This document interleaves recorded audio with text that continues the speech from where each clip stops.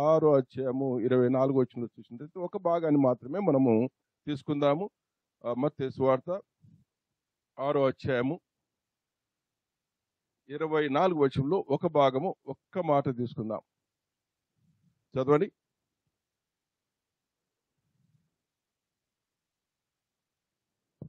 ఎవడును ఇద్దరు యజమానులకు దాసుడుగా ఉండనేరడు. అతడు ఒకని ద్వేషించి ఒకని ప్రేమించును, లేదా ఒకని పక్షముగా నుండి ఒకని తృణీకరించును. మీరు దేవునికిని సిరికిని దాసులుగా నుండనేరరు. చాలు, ప్రార్థన చేసుకుందాం. మమ్మల్ని మిక్కిలిగా ప్రేమించిన మా ప్రియ పరలోక తండ్రి, శ్రేష్ఠుడా, గనుడా, నిత్య నివాసి, నీ పాదముకు స్తోత్రం చెల్లిస్తున్నామయ్యా. మన జీవితంలో తెరుపు శ్రేష్టమైన దినాలకు మనకు అనుగ్రహించారు. సంవత్సరాలు గుండా దాటుతూ వెళుతున్నాము. మా రక్షకుడు మిమ్మల్ని కలిగి వెళుతున్నాము. ఈ దినము కూడా నా తెరుపు ఆత్మీయ మినిస్ట్రీలో 30వ సంవత్సర వార్షికోత్సవంలో నైనా మీ దాసులు మీ అందరూ నిద్రించినటువంటి జేమ్స్ గారు, జోనమ్మ గారు, వారు ప్రారంభించినటువంటి ఈ యొక్క సభలలో వారి పరిశుద్ధులతో వారి యొక్క కుటుంబాలతో నా తెరుపు వారి చేత అభిషేకమును వారి చేత ఏర్పరచబడి దీవింపబడటమే కాకుండా ఫలించినటువంటి బిడ్డల మధ్య ఈ విధంగా నేను అదేవిధంగా ఆల్విన్ గారు పాల్గొని మేము ఆశీర్వాదం పొందుకోవడానికి మాకు ఇచ్చిన ధన్యతను బట్టి మీకు స్తోత్రం చెల్లిస్తున్నామయ్యా. ఈ పరిచర్యను నడిపిస్తున్నటువంటి నీ దాసుని జూని గారిని మీరు జ్ఞాపకం చేసుకోండి. యవనస్తుని బలపరచుని ప్రార్థిస్తున్నాం. ఇదిగో నా తండ్రి, నీ లేఖనాలను మేము పరిశోధిస్తున్నాం. నాయనా, ఇక్కడ కూర్చున్న వారును మైకు ద్వారా వింటున్నటువంటి వారు నా తండ్రి, మీ లేఖంలో ఉంటే సత్యం ఏంటో గ్రహించుటకు గ్రహించే మనసును వినగల చెవులను అనుగ్రహించని ప్రార్థిస్తున్నాను. దీనుడిగా అల్పుడిగా నా తెలుపు మీ పాదాలు పట్టుకుని అడుగుతున్నాను. మీరు మాట్లాడమని, మీరు మై పొందమని యేసుక్రీస్తునామమున ప్రార్థిస్తున్నాం మా తండ్రి, ఆమేన్. ప్రియులారా, ఇక్కడ 2 విషయాలు మాత్రం ఉన్నాయి. ఒకడు దేవుడు, ఒకరు సిరి. దేవునికి సిరికి ఎట్లా పోల్చాడు ప్రభు? అసలు సిరి అంటే మనం దానికి ఏం తాత్పర్యం చెప్దాము అయ్యా? ఓకే, అసలు సిరి అన్నటువంటి పదము అరామైక్లో మ్యామనాన్ అన్నటువంటి మాట్లాడతారు. దాని అంటే ధనము, రిచ్నెస్, వెల్త్ అన్నటువంటి పదాలు ఇంగ్లీష్లో వస్తాయి. సో ఇందులో ఒక్క మాట సిరి అన్నటువంటి మాట ఇంత పెద్ద సృష్టికర్తకు ఎలా పోల్చుదాం? పోల్చతగినదేనా? పోల్చొచ్చా? సిరి అనేది లేదా ధనము అనేది ఒక భూమిలో ఒక భాగం మాత్రమే, ఒక అంశం మాత్రమే. లోకం ఏం చూస్తుంది అంటే ఒక కరెన్సీ రూపంలో చూస్తుంది, ఒక మెటల్ థింగ్స్ లో చూస్తుంది, ఆభరణాల రూపంలో చూస్తుంది, అంతస్తు రూపంలో చూస్తుంది, ఈ మట్టితో కట్టబడినటువంటి గోడలను ఆకారాలు చూస్తుంది. కానీ మరి సృష్టికర్త, ఏ సృష్టికర్త అయితే మాట ద్వారా నిర్మించాడో దానికి ఎలా పోల్చుతామండి? ఎందుకు లోకము ఇలాంటి సిరిని చూస్తుంది? సిరి యొక్క గొప్పతనము అంత కాదే. మరి ఎందుకు మానవుడు దాని వైపు పరిగెత్తున్నాడో దేవుడు గమనించి దీన్ని మూల గుర్తుగా లోకంలో ఇదే గొప్పది అని చూపించిన వాణిని దేవుడు ప్రజెంట్ చేస్తున్నాడు. దేవుడు తెలియజెప్తున్నాడు, ఈ సిరికి వాడికి సంబంధం ఉంది. వాడు అంటాడు, ఈ సిరి నా ద్వారా వస్తుంది అని అంటాడు. ఈ సిరి వాడు అందరూ నేనిచ్చిన వాడని చెప్తున్నా కానీ ప్రభుని మాట వింటలేదు. కాబట్టి ఇక్కడ అంటున్నాడు, మీరు దేవునికి సిరికిని ఎక్కడా పోల్చకూడదు. మరి ఎలా చేయాలి? ఎలా ఈ యొక్క సిరిని పక్కన పెట్టగలగాలి? సిరిని పక్కన పెట్టాలంటే మొట్టమొదటగా ప్రతి ఒక్కరి కన్నులు తెరవబడాలి. ప్రతి ఒక్క కన్నులు తెరవబడాలి. పరలోకాన్ని చూడాలన్నా, దేవుణ్ణి చూడాలన్నా, మనుషులకు ఉన్నటువంటి ఈ యొక్క పొరలు, అంధత్వము, ఎడబాటు, దూరము, అపరిశుద్ధత, వీటన్నింటినీ తీయగలిగినట్లయితే అది సాధ్యమవుతుంది. మరి అది ఎలా సాధ్యమవుతుందంటే లేఖనాల ద్వారా సాధ్యమవుతుంది. లేఖనాలు అంటే ఏమిటి? దేవుని యొక్క మాట. ఏ సిరి గురించి మాట్లాడాడో, ఏ దేవుని గురించి మాట్లాడో ఆయన ఇచ్చిన మాటలే. వాటిని ఫాలో అవ్వకుండా, వాటిని వెంబడించుకుంటా ఆయన ఉద్దేశాలు, ఆయన యొక్క మాటలను గమనించినట్లయితే, ఈ యొక్క లేఖన భాగంలో మనం గమనించినట్లయితే అందులో కనపడుతుంది సిరి ఏమిటో, ధనం ఏమిటో మనకు బాగా కనిపిస్తుంది. అందుకు చాలా మంది పరలోకంలో ధనం కూర్చుకోండి అని చెప్పేసి అని చెప్తున్నప్పుడు పరలోకంలో ఏ ధనం కూర్చుకోవాలి, ఎలాంటి ధనం కూర్చుకోవాలి, ఏ విధంగా పెట్టాలి? దేవుని దగ్గర ప్రభువా నాకు కూడా పరలోకంలో ఒక 10,000 పెట్టని చెప్దామా? పరలోకంలో నాకు 1,00,000 రూపాయలు పెట్టు అని చెప్దామా? ఏది సిరి, ఏది ధనము, ఏది సంపద, ఏది అని ప్రభు దగ్గరికి వెళ్ళి అడగాలి. ప్రభువును ఏ రూపంలో మనల్ని ప్రజెంట్ చేసుకోవాలి? ఆయన దగ్గరికి వెళ్ళేసి ప్రభువా నాకు పరలోకంలో ధనము సమకూర్చండి అని చెప్పి. జేమ్స్ కన్నూరు గారు ఏ ధనం తీసుకొని వెళ్ళాడు? జేమ్స్ కన్నూరు గారు ఏ ధనం గురించి బోధించాడు? లేదా ఇప్పుడు బోధించిన వాడిని కొన్ని సంవత్సరాల తర్వాత, కొన్ని దినాల తర్వాత నేను లేకుండా పోతాను, నేనేమి చెప్పి వెళ్ళాలి? దేవుడు ఏం చెప్పమంటున్నాడు? దేవుడు ఏ ఉద్దేశంతో ఆ మాట గురించి మాట్లాడుతున్నాడు అంటే చాలా చాలా సింపుల్గా ఉంది. కానీ గ్రహింపచడానికి కొంతమందికి అది కొద్దిగా సాధ్యం కాదు. ఆ రూపంలో చూడలేరు. ఎందుకు చూడలేరు అని చెప్పింది కొరింథీ సంఘానికి పౌలు రాస్తూ 11వ అధ్యాయంలో ఈ లోకపు దేవత మనుషులకు ఏం కలగజేసింది? అంధత్వం కలగజేసింది. దేని విషయంలో అంధత్వం కలగజేసింది తెలుసా? దేవుని యొక్క మాటలను చూడకుండా మరుగుపరుస్తుంది. అది సమస్య. వాడికి సాతానుకు దేవుని యొక్క మాటలను ఆపటం వరకే వాని పని. ఒకవేళ ఎవడన్నా చూసినా అనుకో వానికి ఇబ్బంది కలగచేయటమే వాని పని. అలా ఇబ్బంది కలగచేసినటువంటి వ్యక్తిని మనం ఈరోజు చూడబోతున్నాం. అలాంటి వ్యక్తికి సాయం చేసిన వాడిని కూడా చూడబోతున్నాము. ఏ వ్యక్తి అయితే లేఖనాల ప్రకారము జీవిస్తున్నాడో, లేఖనాల్లో సిరికంటే దేవుని కనుగొన్నాడో, అలాంటి వారు మీరైనా కానీ, మిమ్మల్నైనా మనల్నైనా కానీ ఈ యొక్క సాతాను ఆటంకపరిచేవాడు, ఆశీర్వాదాలను ఆటంకపరిచేవాడు, రానేకుండా ఆపుతున్నటువంటి వాడు, నిన్ను దేవునికి వెడపాటు చేసేవాడు నీకు, నాకు లేదా మనకు మధ్యన వాడు నిలబడి ఉన్నాడు. వాడు రానివాడు. నిన్ను సిరి అన్నటువంటి దగ్గర పెట్టేస్తాడు, లోకము అనే దగ్గర పెట్టేస్తాడు. దేవునికి దూరంగా పెట్టడం ద్వారా మానవులు దేవునిని చూడలేకపోతున్నారు. ఎప్పుడు కానీ ఈ యొక్క బైబిల్ నా కళ్ళద్దాలు అనుకున్నాం. నేను ఈ రీడింగ్ గురించి ఇది వాడుతున్నాను, కళ్ళద్దాలు. ఇప్పుడు దీని ద్వారా నేను కొన్ని స్పష్టంగా చూడగలుగుతాను. అద్దాల ద్వారా నేను చూడగలుగుతాను.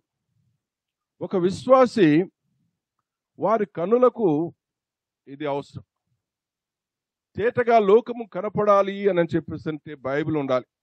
ఎవడైతే బైబిల్ పెట్టుకొని చూస్తాడో లోకాన్ని, తేటగా లోకము కనిపిస్తుంది, ధనము కనిపిస్తుంది, దీని వెనక ఉన్నటువంటి గొప్ప మర్మాలు కనిపిస్తాయి, దేవుని యొక్క గొప్పతనం కనిపిస్తుంది, దేవుని వ్యతిరేకించిన వాడు కనిపిస్తాడు, నిన్ను ఆటంకపరుస్తున్న వాడు కనిపెడతాడు, నిన్ను బాధ పెడుతున్న వాడు కనిపింపడతాడు. ప్రతి ఒక్కటి బైబిల్ ద్వారా కనిపిస్తుంది. అందుకని వాడు అంధత్వం కలగ చేస్తున్నాడు. వాడు దేవుడుగా ఈ లోకానికి ఉన్నాడు. వాడు దేవుడు అని చెప్తున్నాడు. లేఖనాలు చెప్తున్న వాడు లోక దేవత అంటారు. దేవత కాదు, is a God of this world. లోకానికి వాడు దేవుడు. మరి దేవుడు ఎవరు? సర్వ సృష్టికర్త, సర్వాంతరాంగమైనటువంటి దేవుడు. వాని అధికారాన్ని సమస్తమును నిర్మించినటువంటి వాడు.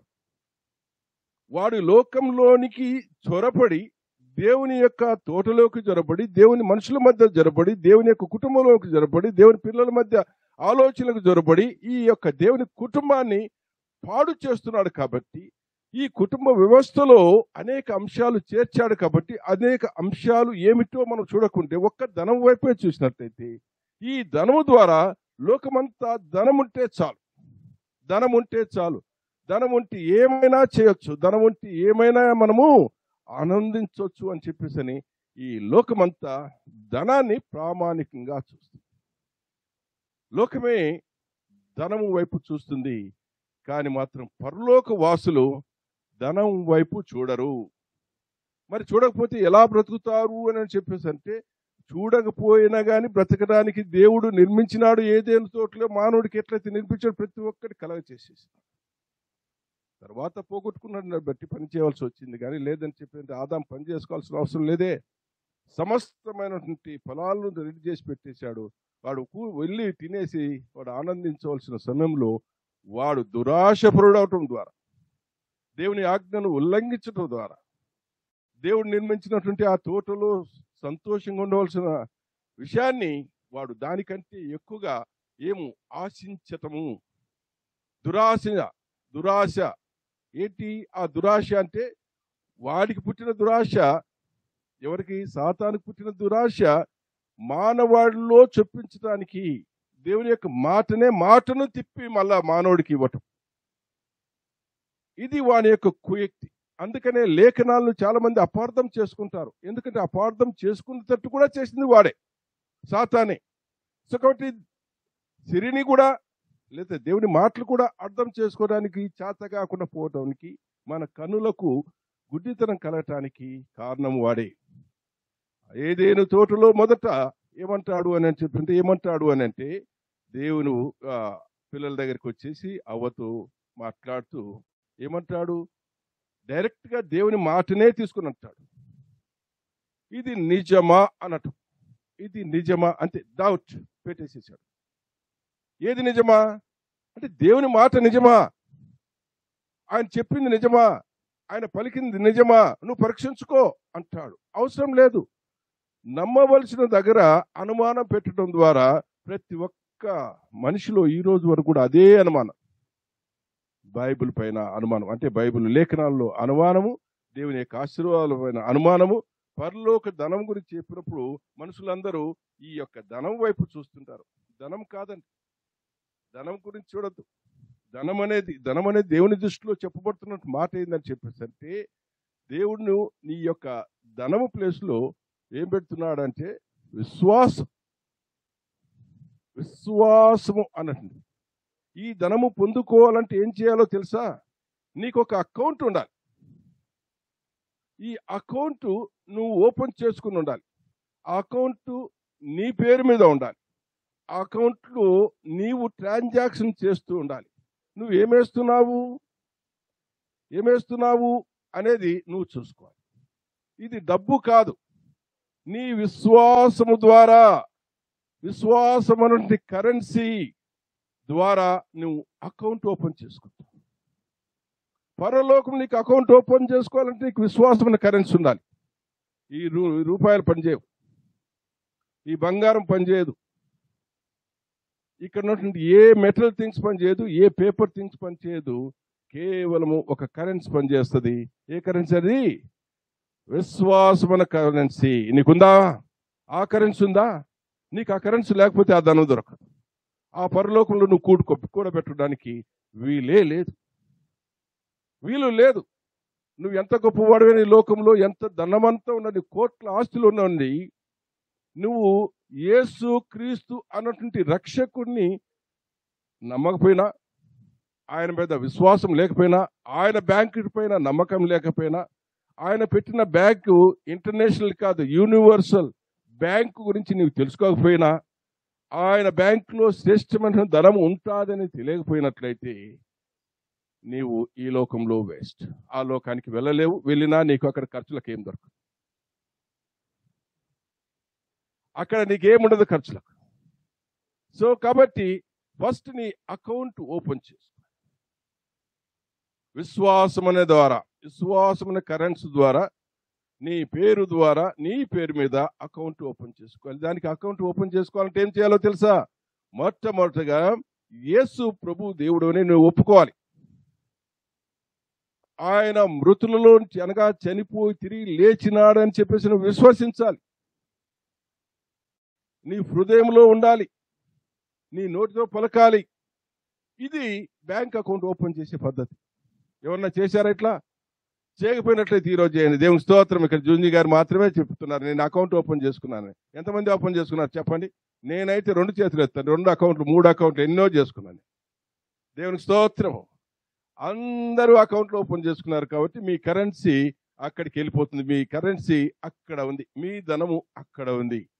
ఏ ధనము ఉంది అని నేను చెప్పేసి అంటే చాలా ధనాలు ఉన్నాయి దేవుని దగ్గరికి. ఈ రూపంలో చూడగాక దేవునికి ఉన్నటువంటి గుణగణాలు, దేవునికి ఉన్నటువంటి పరిశుద్ధత, దేవునికి ఉన్నటువంటి నిత్యత్వము, దేవునికి ఉన్నటువంటి అపారమైనటువంటి సంపద, మొత్తం సృష్టిలో దేవదూతలు ఎంతమంది అయితే ఉన్నారు, కోటాను కోట్ల దేవదూతలు ఎదురుతున్నారు, అనేక స్థలాలు ఉన్నాయో అవన్నీ నీవే.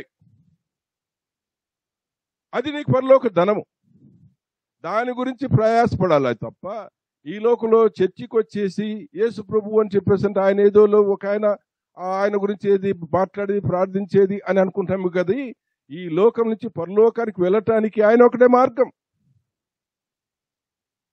నీ ధనాన్ని తీసుకొని పోలేవు. ఈ లోకం ఎంత కోటీశ్వరుడు అయినప్పటికీ, ఎంత ధన సంపదలు కలిగినప్పటికీ నీవు తీసుకొని పోలేవు.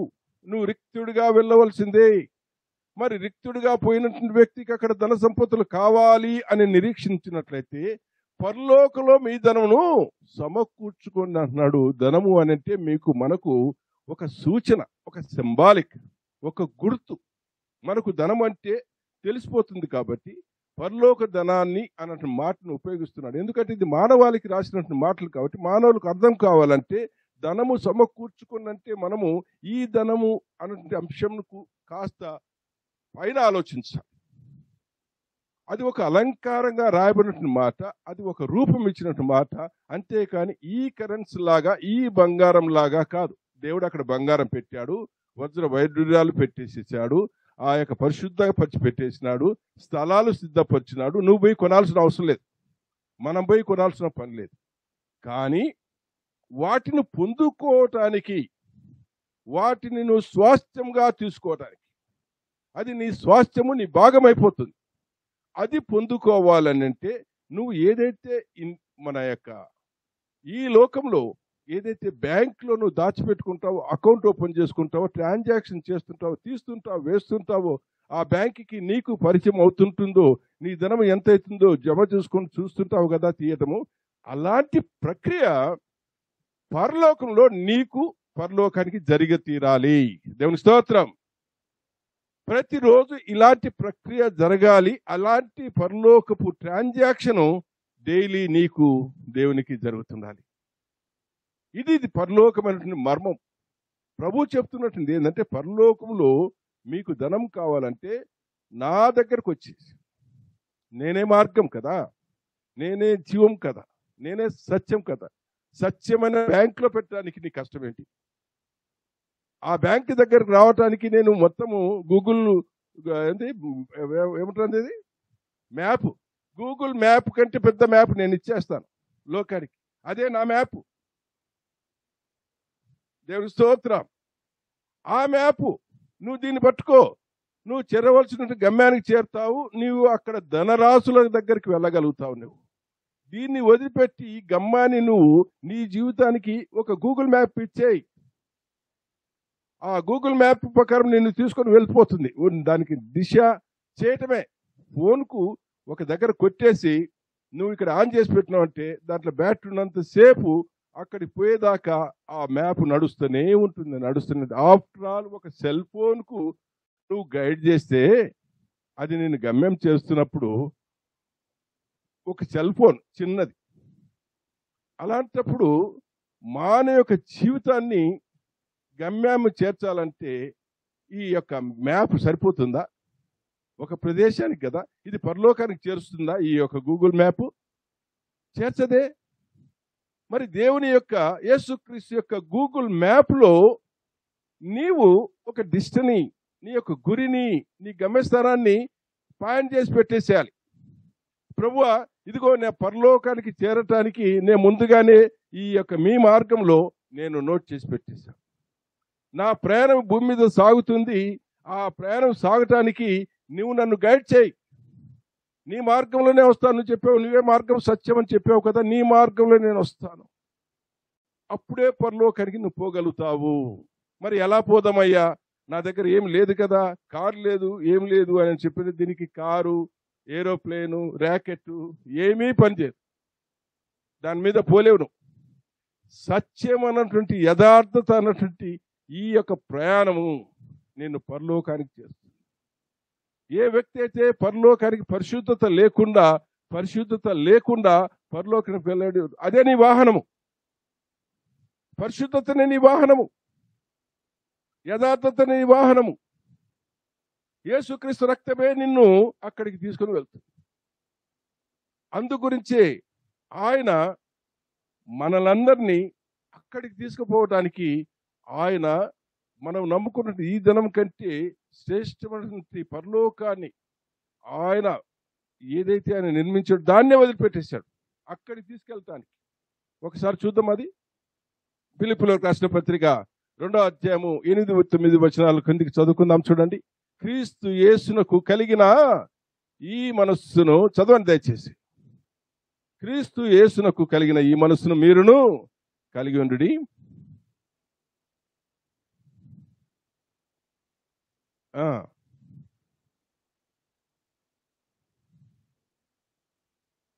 ఎంచుకొనలేదు కానీ మనుషుల పోలికగా పుట్టి దాసుని స్వరూపమును ధరించుకొని తన్ను తానే రిక్తునిగా చేసుకొనెను. ఓకే, ఇక్కడ చూసినట్లయితే ఈ గురి, ఈ గమ్యము, ఈ ధనము, పరలోక ధనము భూమి మీదకి ఎందుకు వచ్చిందో తెలుసా? మనందరినీ పరలోకానికి చేర్చడానికి మనం అనుకుంటున్నట్టు ఈ లోకము యొక్క బలము, శక్తి, వీటన్నిటికంటే శక్తిమంతుడు దేవుడు జ్ఞాపకం చేసుకొని అది దేవునితో సమానం అంటున్నారు కాబట్టి కొంత మనకు అర్థమయ్యే రీతిగా చెప్తున్నారు. ఆయనే దేవుడే. ఇంకా కావాలంటే దేవుడు కాదా అనే విషయాన్ని చూసినట్టు యేసుక్రీస్తు దేవుడా కాదా, అవునా కాదా, బైబిల్ చెప్తుందా లేదా? చెప్తుంది. ఎక్కడ చెప్తుంది? తిమోతి రాసినటువంటి పత్రిక, మొదటి పత్రిక 3వ అధ్యాయము 16వ వచనం చూడండి. యేసుక్రీస్తు దేవుడు అని చెప్తుందో లేదో చూడండి. నిరాక్షేపముగా దైవభక్తి గూర్చిన మర్మము గొప్పదైనది. ఆయన సశరీరుడుగా, ఆయన అన్నటువంటి మాట తెలుగులో ఉన్నటువంటి మాట ఆయన అన్న దగ్గర ఇంగ్లీష్ లో ఏముంటుంది? God has manifested in flesh అన్నట్టు. సశరీరుడుగా ప్రత్యక్షుడాయను. ప్రత్యక్షుడాయన పుట్టలే. చాలా మంది పుట్టాడు అనుకుంటు కాదు. ఆయన మానవ రూపం దాల్చుకున్నాడు. మానవ రూపం దాల్చుకోవటమే పుట్టుకగా మనం మాట్లాడుతుంటాము. కానీ ఆయన పుట్టలేదు, మానవుడిగా ధరించుకున్నాడు. శిశువుగా ఆయన శిశువుగా రావటం. మనం పుట్టినాం అంటుంటాం, మాట బట్టి యేసుక్రీస్తు పుట్టినాడు అంటాం, అది తప్పేం లేదు. కానీ దేవుడు ప్రత్యక్షమవటము, మానవుడిగా ప్రత్యక్షమవటము ఎందుకు తెలుసా? ఆ ధన సంపదలు, ఆ పరలోక భోగాలు నీవు నేను పోగొట్టుకున్నాం కాబట్టి ఆ సంపదలు నీకు నాకు ఇవ్వటానికి గురించి యేసే భూమి మీదకి వచ్చేసి మార్గం ఏర్పాటు చేశాడు. ఆ మార్గంలో ఆయన ఇచ్చినటువంటి ఒకటే మాట ఏంటంటే, నా యందు విశ్వాసముంచుడి, నా యందు విశ్వాసముంచుడి. ఆ విశ్వాసం అంటే కరెన్సీ మానవులకు, లోకంలో ఉన్న వారికి కావాలి. పరలోక ధనము సమకూర్చుకోవాలి. కాబట్టి ఆయన వచ్చి మనుషుల పాపం నిమిత్తం చనిపోయి తిరిగి లేచినటువంటి వాడు ఏకైక దేవుడు. ఆయన సమాధి ఇప్పటి వరకు ఖాళీగా ఉంది. అనుమానం ఉంటుంది, పోయి చూసండి. నేను పోయి చూసుకొని వచ్చిన. అది చూసి నిర్ధారించుకోలే. నా ప్రభు కాలు పెట్టినటువంటి, సృష్టికర్త కాలు పెట్టిన స్థలం ఏది అని చూడటానికి వెళ్ళాను. నా అవిశ్వాసం బట్టి నేను వెళ్ళలే. విశ్వాసం ద్వారా దృఢంగా నమ్మినాను. కాబట్టి దేవుడే భూమి మీదకి శరీరధారిగా వచ్చాడు కదా, ఆ స్థలాన్ని చూడటానికి నేను కూడా కాలు పెట్టి వెళ్ళటానికి, సంతోషించడానికి అంతవరకే వెళ్ళాను. కాబట్టి ప్రియులారా, యేసుక్రీస్తు దేవుడు భూమి మీదకి వచ్చాడు. ఆయనందు విశ్వసించిన వారికి పరలోక ధనము సంపాదించడానికి వచ్చాడు. మంచిది. ఇది కేవలము పరలోక ధనం గురించి మాట్లాడుతున్నాను. సంపూర్ణమైపోయింది. పరలోక ధనం అనేది యేసు ప్రభు. ఆ యేసు ప్రభును విశ్వాసం ద్వారా, విశ్వాసం అన్నటువంటి నీ యొక్క కరెన్సీ ద్వారా నువ్వు ధనాన్ని పరలోకంలో జమ చేసుకో. యేసుక్రీస్తు లేకపోతే నీ ధనం అక్కడ సంపూర్ణ అసలు కాదు. దానికి ఎలా ఏమేమి ధనం అనేది మళ్ళీ నేను మాట్లాడడానికి ముందు ఒక ముగ్గురు వ్యక్తులు నేను చూపిస్తాను. ఇంతకుముందు జేమ్సయ్య గారి గురించి మాట్లాడాను, అయిపోయింది. రెండవ వ్యక్తి, ఒక్కసారి దానియేలు గ్రంథము 10వ అధ్యాయము 11వ వచనం దయచేసి చదవండి ఆ భాగాన్ని. దానియేలు గ్రంథము 10వ అధ్యాయం, మీరందరూ తీయాలి ఆ భాగాన్ని.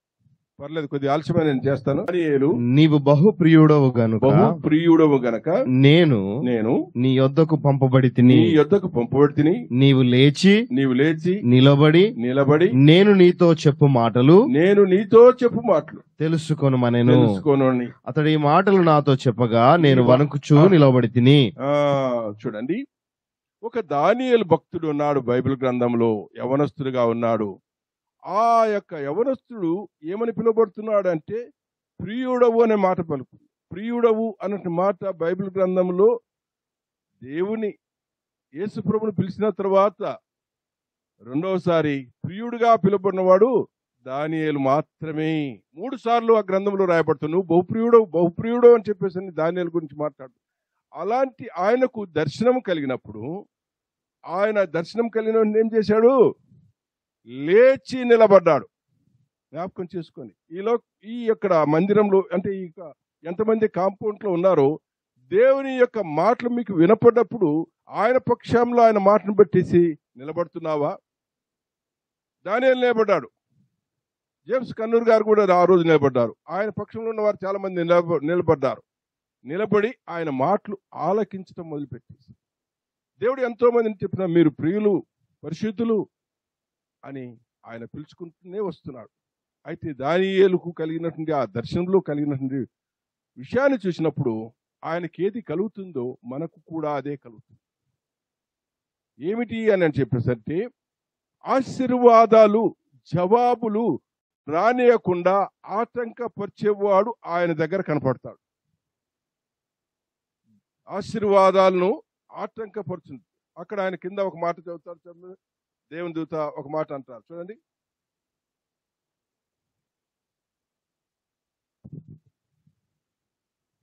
అప్పుడు దానియేలు, భయపడకము, నీవు తెలుసుకొనవలెనని నీ మనసునకు అప్పగించి దేవుని ఎదుట నిన్ను తగ్గించుకొనిన ఆ మొదటి దినము మొదలుకొని నీవు చెప్పిన మాటలు వినబడినవి గనుక నీవు మాటలను బట్టి నేను వచ్చి తిని. ఇక్కడ ఆశీర్వాదాల గురించి మనం చాలా మంది మాట్లాడుతుంటాం కదా. ఒక్కసారి దానియేలు చూసినప్పుడు దానియేలు దేవుని దగ్గర తగ్గించుకొని, జ్ఞాపకం తగ్గించుకొని, దేవుడు లేడు అక్కడ.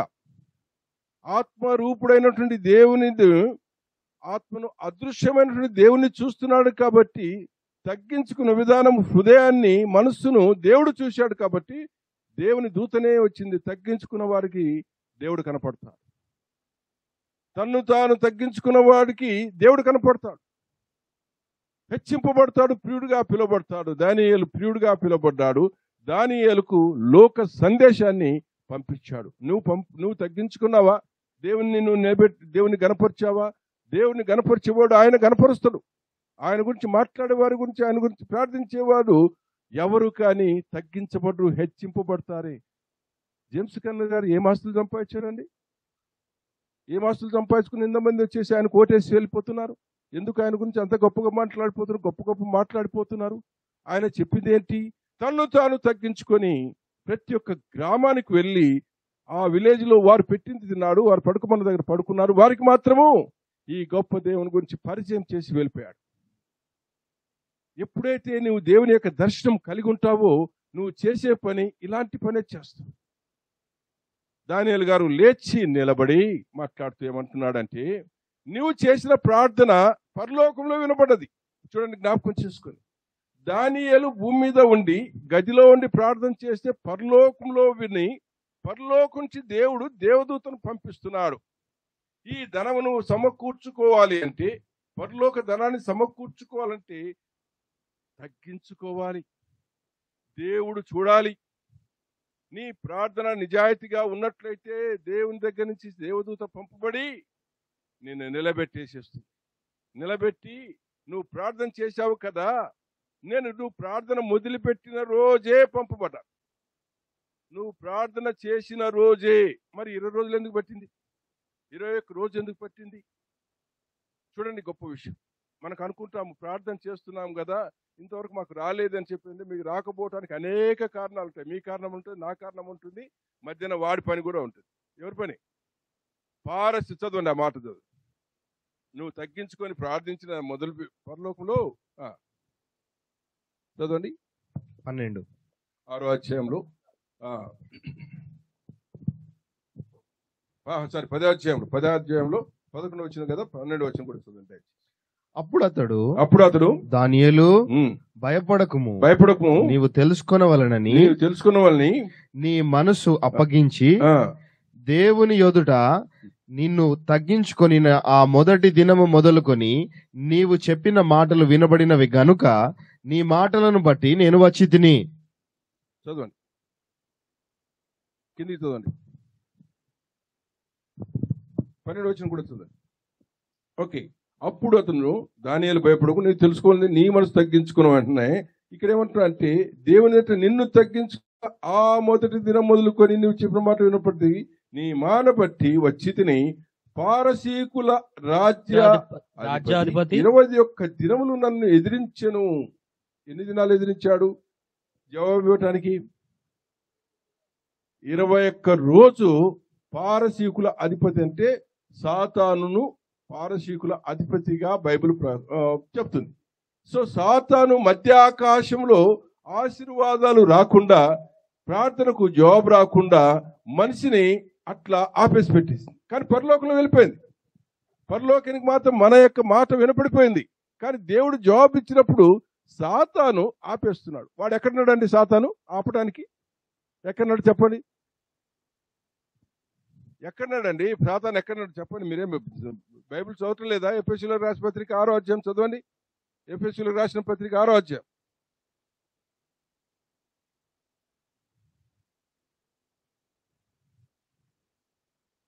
ఓకే, 12వ వచనం.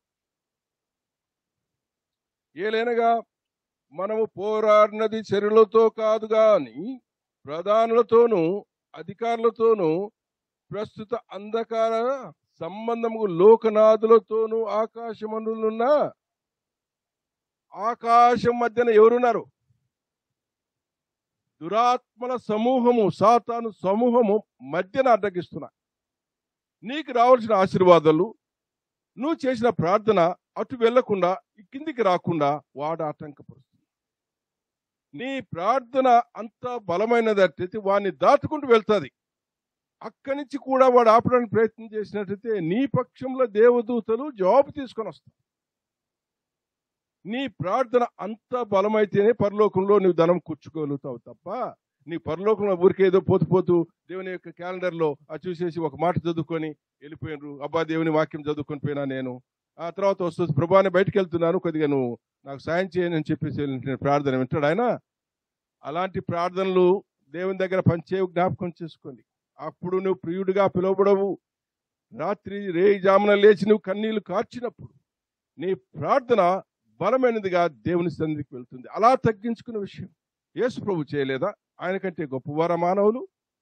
పెందలకడ లేచి మార్కు సువార్త 1:35 వచనంలో చూసినట్లయితే ఆయన పెందలకడ లేచి ఒంటరిగా కొండకెళ్ళి ప్రార్థన చేసే అలవాటు.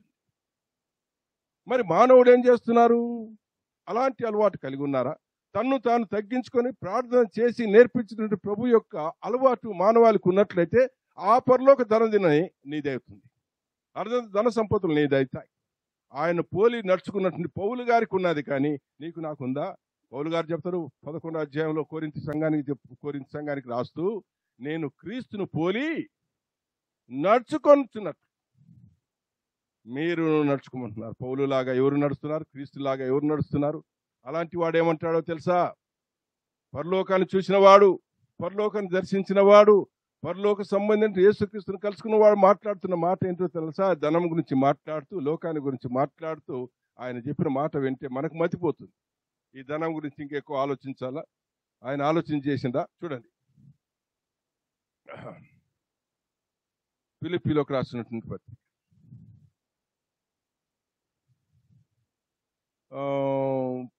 8వ అధ్యాయము 3వ అధ్యాయం 11వ వచనం.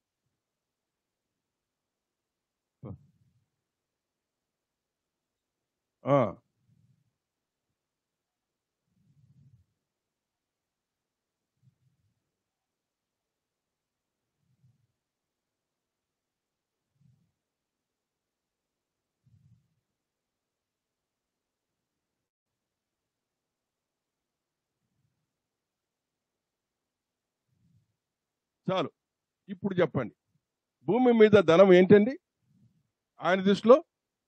అబ్బో పెంట మెడలు వేసుకుంటాం, అబ్బో పెంట చేతికి పెట్టుకుంటాం, అబ్బో పెంట జోబులో ఉంటుంది. ఈ పెంట లేకుండా మాత్రం ఎక్కడికి పోదు. ఈ మంచి సువాసనగా ఉంటుంది. చూసినా నా దగ్గర ఎన్ని నోట్లు ఉన్నాయో అని చెప్తుంటా. ఇది అంతా ఏంది? మంచి పెంట ఆయన దృష్టిలో. నాకు ఇది పెంట, ఇది కాదు నాకు. ఎందుకు ఆ మాట అనగలిగినాడు చెప్ప? ఎందుకు అంత పెద్ద మాట అన్నాడు? ఇదంతా నాకు పెంట అని. పరలోకాన్ని చూశాడు ఆయన, దేవుణ్ణి చూశాడు, మాట్లాడుకున్నట్టు సన్నివేశాలు చూసి వచ్చి ఇంకా లోకంలో ఇదంతా పెంటనే, ఈ ధనం కాదు, పెద్ద ధనం పరలోకంలో ఉంది, నేను అక్కడికి వెళ్తా. మరి ఆ తాత్పర్యం కలిగిన వాడినే పరలోకంలో ధనం కూర్చోగలుగుతాడు. కానీ ఊరికే పొద్దునిండి లేచేసి సాయంత్రం వచ్చేసి దేవా నన్ను ఆశ్రయించు, నా పిల్లల్ని ఆశ్రయించు, నా కోడల్ని ఆశ్రయించు, నా అత్తను ఆశ్రయించు, వాళ్ళని ఆశ్రయించు, ఇదే నా ప్రార్థనలు అంటే? పౌలు గారు అట్లా చేశాడా? మా అత్తను ఆశ్రయించు, మా బంధువులు ఆశ్రయించమని చెప్పాడా? ప్రభువా వీరికి మారు మనసు దయచేయి, గుడ్డితనం తీసివేసేయి, సాతాను వీళ్ళందరూ పట్టుకొని జల్లేడుస్తుంది, వీళ్ళకు గుడ్డితనం తీసేయమని ప్రార్థన చేసినాడు. మరి ఎంతమంది ఇక్కడ ప్రార్థన అలాగా చేస్తున్నారు? ప్రభువా ఈ యొక్క అంధత్వంలో ఉన్నటువంటి వారిని, క్రీస్తును తెలుసుకోకుండా చేస్తున్నటువంటి ఈ యొక్క గుడ్డితనము, దురాత్మను ప్రభువా పారదోలావు కదా, వారిని ఓడించావు కదా ఈ ప్రాంతం. నీ బలమైనటువంటి ప్రార్థనలు బలంగా ఉన్నట్లయితే పరలోకం నుంచి సందేశం నీకు వచ్చేసి నువ్వు భయప్రియుడవు, భయప్రియురాలు అని చెప్తారు. నీ ప్రార్థన మాకు వినపడ్డదని. పౌలు గారు ప్రార్థన పరలోకం వెళ్ళాడు కాబట్టి, పరలోకంలో దేవునికి తెలుసు కాబట్టి పరలోకాన్ని చూపించాడు పౌలు గారికి. మాట్లాడకూడదు, ఇదేం సంపద, ఇదేం గొప్పతనము, ఇదేం పరిశుద్ధత, ఇదేంత గొప్పగా ఉందే పరలోకము అని చూసిన తరువాత ఆయన తనను తాను తగ్గించుకుంటూ, బా ఇంత ధనం ఇవ్వటానికి నువ్వు చేసిన పని ఏంటయ్యా అంటే, నువ్వు పునరుద్ధాడవే. చూడండి, అది బలం. నువ్వు సక్సెస్ కావాలి అని అంటే పునరుద్ధాన బలం కావాలి, పునరుద్ధాన్ని నమ్మాలి. నువ్వు అంటే యేసు ప్రభు మరణ పునరుద్ధాన్ని నమ్మగలిగినట్లయితేనే నీకు ఆ శక్తి వస్తుంది, ఆ ధనం వస్తుంది. ఊరికే అంతేగాని ప్రార్థన చేసిన వాళ్ళకి అందరికీ ధనం రాదు. యేసు ప్రభు పునరుద్ధారణ సంగతి అసలు సువార్త అదే. అది సువార్త. సువార్త అంటే బైబిల్లో చెప్తున్న సువార్తలు అవి కాదు. అసలు సువార్త యేసు క్రీస్తు దేవుడని చెప్పటం, మానవుడుగా వచ్చి చనిపోయి తిరిగి లేచినాడు అని చెప్పడమే సువార్త. చదవండి ఒక మాట, అది కూడా చూద్దాం. మొదటి కొరింథీ సంఘానికి మొదటి లెటర్, 1 Corinthians 15 chapter 1-3 చదవండి. అసలు సువార్త, పునరుద్ధాన బలము చదవండి.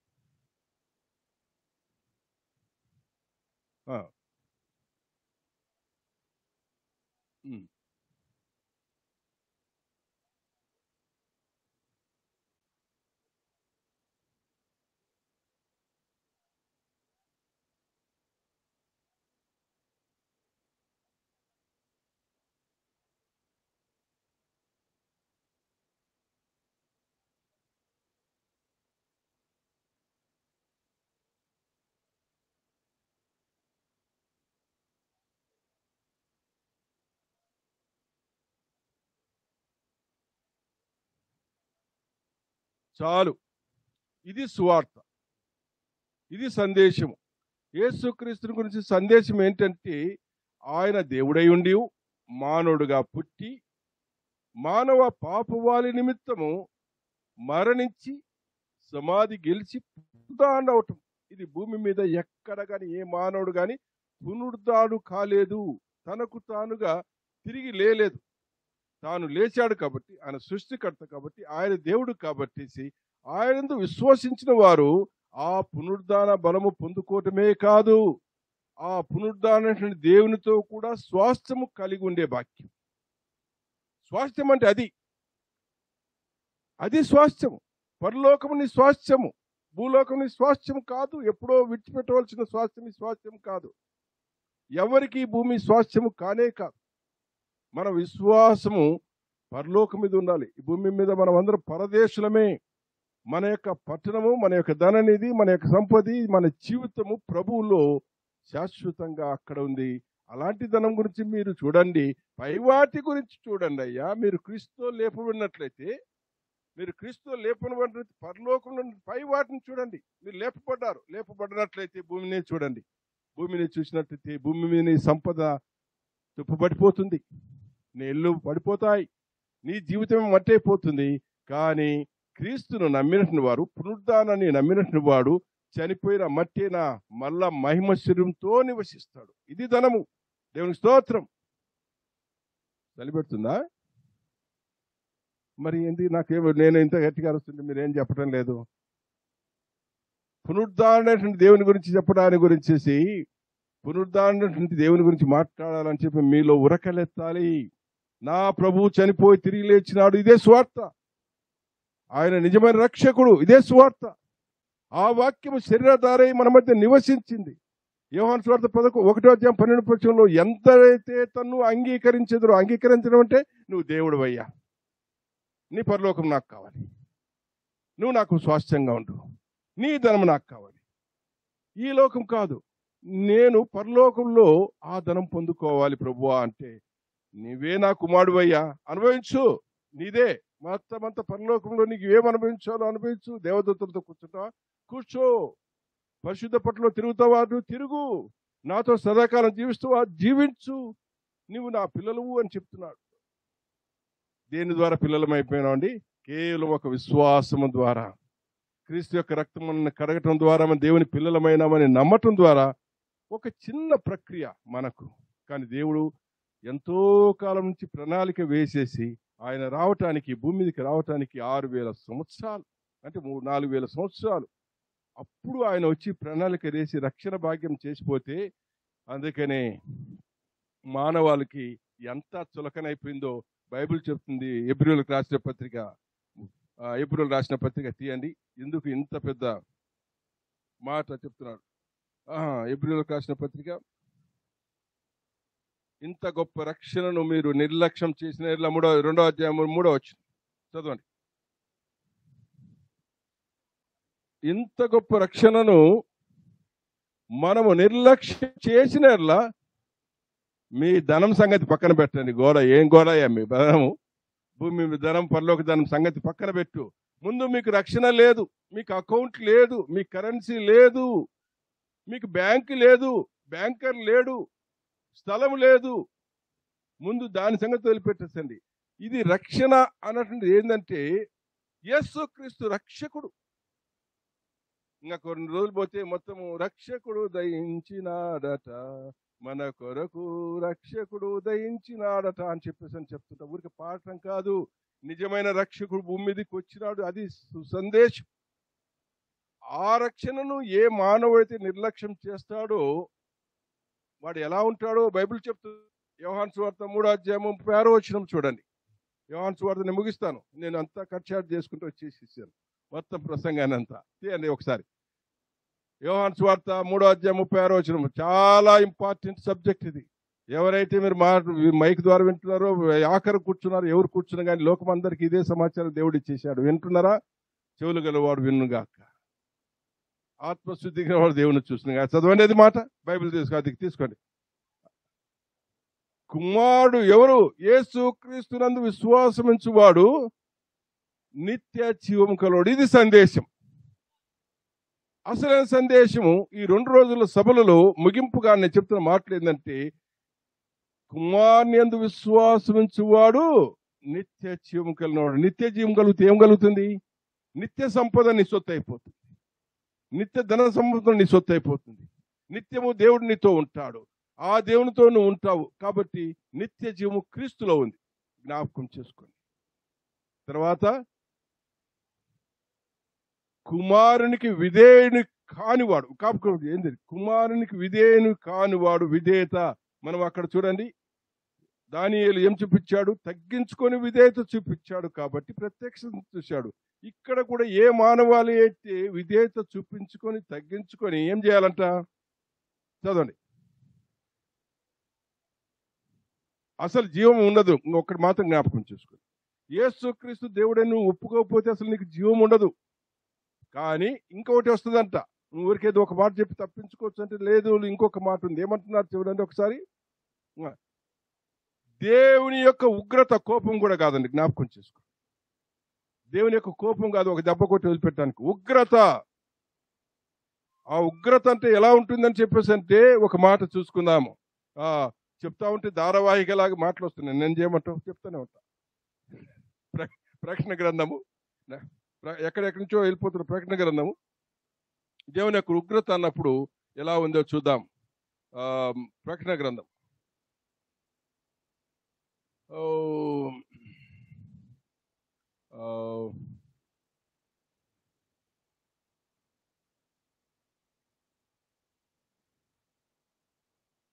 ఆరో అధ్యాయం 15వ వచనం చదవండి.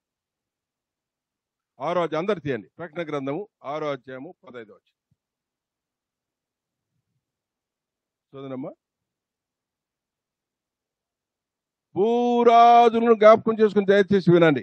భూరాజులను, గనులను, నేను కూడా చదువుతాను, నేను మైక్లో చదువుతున్నాను చూడండి.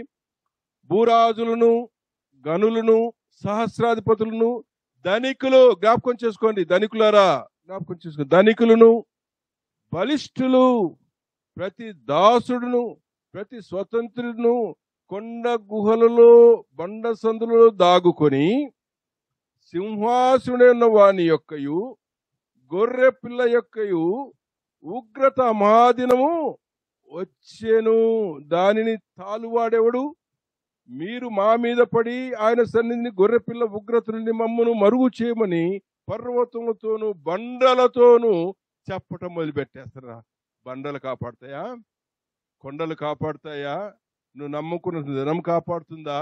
నీవు నమ్ముకున్న పదవి నిన్ను కాపాడుతుందా? అంటే ఈ గొర్రె పిల్ల ఉగ్రత ముందు ఏ మానవాళి తట్టుకోలేదు. దేవుని స్తోత్రము. ఈ ఉగ్రతను తప్పించడానికి యేసు ప్రభు బలైపోయినాడండి. నీ నిమిత్తము నా నిమిత్తము తన్ను తాను తగ్గించుకొని రిక్తుడుగా చేసి సిలువకు వెళ్ళిపోతే చాతకాని తనవానుగా చూస్తున్నారు లోకము. సిలువను గెలిచిన వీరుడు యేసు ప్రభు. సిలువ వీరుడు యేసుక్రీస్తు. సాతాను ఓడించింది, సాతాను అధికారాన్ని తొక్కి వాని మీద విజయం సాధించింది సిలువలోనే. అందుకనే పౌలు గారు అంటాడు, సిలువ వేయబడినటువంటి యేసును మేము ప్రకటిస్తున్నాం. మరణం గెలిచిన యేసును ప్రకటిస్తున్నాం. ఆయనే గొర్రెపిల్లగా వచ్చినాడు కాబట్టి చాలా మంది గొర్రెపిల్ల కదా అన్నారు. ఇక్కడ మాత్రం గొర్రెపిల్ల ఉగ్రతను చూసింది. అంటే యేసుక్రీస్తు యొక్క ఉగ్రతను చూసి తట్టుకోలేకపోవటం బలైపోతున్నారు. రాబో రోజుల్లో జరగబోయే అంశాన్ని ముందుగానే దేవుడు హెచ్చరించాడు. కాబట్టి ఏప్రిల్ రాష్ట్ర పత్రిక 2వ అధ్యాయము 3వ వచనం చెప్పబడి, ఇంత గొప్ప రక్షణను నిర్లక్ష్యం చేసినట్లయితే నువ్వు ఎలా తప్పించుకుంటావు? నువ్వు ఈ లోక ధన సంపదల గురించి చూసుకున్నట్లయితే ధన సంపదలు అన్ని మాయమైపోతాయి. పరలోకంలో ధన సంపదలు కావాలా? యేసు ప్రభు ఒకడే మార్గం. యేసు ప్రభు దగ్గరికి వచ్చేసి, ప్రభువా నాకు పరలోకం కావాలి, నీ స్వాస్థ్యం కావాలి, నీ పరిశుద్ధత నీకు ఏమి కలిగి అవన్నీ నాకు కావాలి ప్రభు అంటే, ఓకే వచ్చేయండి అంటాడు. మరి ఇందులో రావటానికి ఎవరైనా సిద్ధంగా ఉన్నారా? ఇంకా ఎవరైనా యేసు ప్రభును దేవుడిగా అంగీకరించలేదా? ఇంకా అంగీకరించినట్లయితే ఇదే సమయము రక్షణ పొందుకుందాం, పరలోక ధన స్వాస్థ్యాన్ని మనం పొందుకుందాం. దయచేసి తలలోంచినట్లయితే మనం ప్రార్థన చేసుకుందాం. దయచేసి చాలా క్లుప్తంగా అనేక అంశాలు నేను చెప్పాను ప్రియులారా. పరలోక ధనం గురించి, భూలోక ప్రయాణం గురించేసి, విశ్వాసమైన కరెన్సీ గురించేసి, పరలోక స్వాస్థ్యం గురించేసి, యేసుక్రీస్తు తన్ను పరలోకం నుంచి ఎందుకు వచ్చాడంటే ఆ పరలోకంలో నీకు స్వాస్థ్యం ఏర్పాటు చేయడానికి ఆయన వస్తే, ఆయన నిర్లక్ష్యం చేసినటువంటి వాడికి నిత్య జీవం అనేది ఉండదు, కానీ ఉగ్రత ఉంటుంది అని బైబిల్ సెలవిస్తుంది పిల్లలారా. పరలోకంలో ధనం కూర్చుకోవడానికి పనము కూర్చుకోవడానికి అందుకనే ప్రభు అంటాడు, దేవునికి సిరికి మీరు ఎప్పుడూ దాసులు కాలేరు. నువ్వు ధనాన్ని నమ్ముకుంటావా నశించిపోతావు. దేవుని నమ్ముకుంటావా, యేసుక్రీస్తు నమ్ముకుంటావా, పరలోకాన్ని స్వాస్థ్యం పొందుకుంటావు. నిర్ణయం అనేది, ఇష్టం అనేది. దేవుడు దేన్నైనా కానీ స్వాగతిస్తాడు, పరలోకం స్వాగతిస్తాడు. నరకానికి పోతావు అంటే నీ కర్మ అని వదిలిపెట్టేస్తాడు. ఎందుకంటే సాతానికి ఇవ్వబడిన నరకం నీకు కావాలా, నువ్వు వెళ్ళిపో అంటాడు. కానీ అద్దు ప్రభువా నాకు ఆ పరలోకమే కావాలి, మీరే కావాలి అన్నట్టయితే ఒకటే పని చేయాలి. ప్రభువా నీవు మృతుడై తిరిగి లేచింది నా గురించి, రక్తం కార్చింది నా గురించి, సిలువను జయించింది నా గురించి, నీవు ప్రభుడు అని దేవుడు అని నమ్ముతున్నాను ప్రభువా, నీ రక్షణ నాకు ఇవ్వండి ప్రభువా, ఆ పరలోక స్వాస్థ్యం నాకు ఇవ్వండి అని ప్రార్థన చేస్తే దేవుడు ఆ స్వాస్థ్యం అనుగ్రహిస్తాడు. ప్రార్థన చేసుకుందాము. ప్రభు ఈ రాత్రికాల వేళ అందరితో లోతైన తన సత్యాలను గుర్తు చేస్తూ మనల్ని ప్రోత్సహిస్తూ పురికొల్పుతూ బలపరుస్తూ వచ్చినాడు. మనల్ని మనము ప్రభుకు అప్పచెప్పుకుందాం. ఎవరైనా ఈ దినము ఇంకా రక్షణ పొందుకోకుండా మేము రక్షణ పొందుకోవడానికి ఇష్టపడుతున్నాం అని ఉంటే మీరున్న చోటనే నిలబడండి, సిగ్గుపడకండి, మౌనంగా ఉండకండి. ప్రభువు మీ తీర్మానాన్ని గణపరచడానికి ఆశపడుతున్నాడు. ఇతబడ్డ వాక్యం ఫలింపు కొరకు దేవుని సేవకులు మాస్టర్ యాకోబు గారు ముందుకొచ్చి వాక్య ఫలింపు కొరకు ప్రార్థన చేస్తాడు. అదేవిధంగా ఎవరైనా తీర్మానాలకు వస్తే ఒక క్షణం లేచి నిలబడండి, మీ కొరకు ప్రార్థన చేయడం జరుగుతుంది.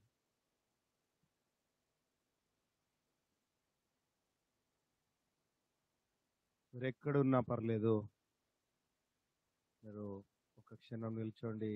యేసు ప్రభువా, ఆ జీవితంలోనికి రమ్ము. నేను నా జీవితంలో నిన్ను సొంత రక్షకుడుగా అంగీకరిస్తున్నాను. నీవు నా పాపాల కొరకై రక్తం చిందించి ప్రాణం పెట్టి మరణించి తిరిగి లేచినవని నేను విశ్వసిస్తున్నాను. నీ ప్రభుత్వానికి లోబడతాను అని అడిగితే నీ తీర్మానాన్ని ప్రభు అంగీకరిస్తాడు. ప్రార్థన చేసుకో. నువ్వు ఎక్కడున్నా, ఈ శబ్ద తరంగిణి ద్వారా, ఈ సౌండ్ ద్వారా ఎంతవరకు వెళ్ళినా, ఎక్కడున్నా, నువ్వు గృహాల్లో ఉన్నా, కిచెన్లో ఉన్నా, ఎక్కడున్నా ప్రభు నీతోనే మాట్లాడుతున్నాడు. నిన్ను దర్శించడానికి ప్రభు ఇష్టపడుతున్నాడు. ప్రభువుకు అప్పచెప్పుకుందాం. ప్రార్థన చేసుకుందాం. ప్రేమ కలిగిన తండ్రి, నమ్మకమైన మా దేవ, మీ ఘనమైన నామానికి వందనాలు, స్తుతులు, స్తోత్రాలు చెల్లిస్తూ ఉంటున్నాను ప్రభువా. ఈ రాత్రికాల సమయంలో తండ్రి, మీ దాసుని నిలబెట్టుకొని మీరు మాతో మాట్లాడిన నీ లేఖన సత్యాలను బట్టి వందనాలు చెల్లిస్తూ ఉంటున్నాను ప్రభువా. దేవా నాయన ప్రభువా, నిన్ను కలిగి ఉంటే తండ్రి, నీ దగ్గర నాయన విశ్వసిస్తే, మమ్మల్ని మేము నాయన తగ్గించుకొని ప్రభువా, నీ దగ్గర మా పాపములను ఒప్పుకొని పశ్చాత్తాపడ్డట్లయితే తండ్రి, నీ పరలోకములో నీతో కూడా మేము ఉంటామని, నీ పరలోక రాజ్యములో నాయన వారసులుగా ఉంటామని నీ మాతో మాట్లాడినందుకే వందనాలు చెల్లిస్తూ ఉన్నాను. దేవా నాయన ప్రభువా, మేము నీతో నాయన సత్సంబంధము కలిగి జీవించాలని మాకు బోధించిన నీ లేఖన సత్యాలను బట్టి నీకు వందనాలు చెల్లిస్తూ ఉంచున్నాను ప్రభువా. నిన్ను కలిగి లేకపోతే తండ్రి ప్రభువా, నీవు కావాలి అని తండ్రి నాయన నీ దగ్గరికి రావాలని నీవు మాట్లాడుతున్న విధానాన్ని బట్టి వందనాలు. ఇంత గొప్ప రక్షణను నిర్లక్ష్యము చేయకూడదని సెలవిస్తున్నావు తండ్రి. నిర్లక్ష్యంగా మేము ఉండకుండా తండ్రి నాయన ప్రభువా, నీ దగ్గరికి వచ్చి పశ్చాత్తాపడి విశ్వాసానికి కర్తే దాన్ని కొనసాగించువాడని నీ వైపు చూస్తూ తండ్రి ముందుకు సాగాలని మీరు మాట్లాడిన లేఖన సత్యాలను బట్టి నీకు నిండు వందనాలు చెల్లిస్తూ ఉంటున్నాను ప్రభువా. నాయన మీ దాసుని నిలబెట్టుకొని నాయన నిన్నటి దినము ఈ దినము తండ్రి మీరు మాట్లాడినందుకే వందనాలు తండ్రి. నీ వాక్యం మా హృదయాల్లో ఫలింపు దయచేయమని ప్రార్థన చేస్తా ఉన్నాను. నిన్ను కలిగి లేకపోతే నిత్య ఉగ్రతకు మేము నాయన పాత్రులమైతామని మాట్లాడినందుకే వందనాలు ప్రభువా.